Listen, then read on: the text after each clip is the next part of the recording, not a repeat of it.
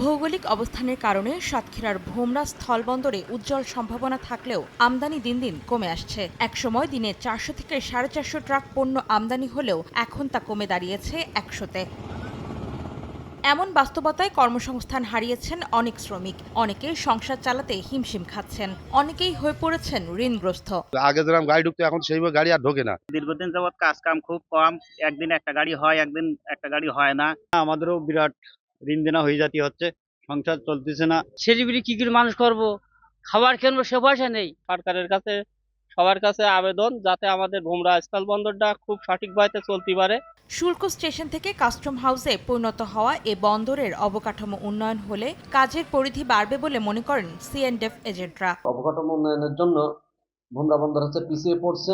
Commissioner বসলেও বন্দর কর্তৃপক্ষের যে অবকাঠামো উন্নয়ন বা মাল ওঠানামার যে ইকুইপমেন্ট, সেই ইকুইপমেন্টগুলো হচ্ছে যথাযথভাবে না থাকায় এই বন্দর দিয়ে সব মাল আমদানি করা এই মুহূর্তে সম্ভব হচ্ছে না। ভারতের কলকাতা বন্দর থেকে কাছাকাছি হওয়ায় আমদানি বাড়াতে পারলে ব্যবসায়ীরা লাভবান হবেন বলে আশা কাস্টমস হাউস কর্তৃপক্ষের। জাতীয় রাজস্ব বোর্ডের এসআর মোতাবেক সমস্ত প্রকার পণ্য এই হাউস দিয়ে শুধুমাত্র গুঁড়া দুধ আর সুতা অবাধে আমদানি হবে। কলকাতা ভোমরা থেকে অনেক কাছে, সেই ক্ষেত্রে ব্যবসায়ীদের আমদানি খরচও অনেক কম হবে।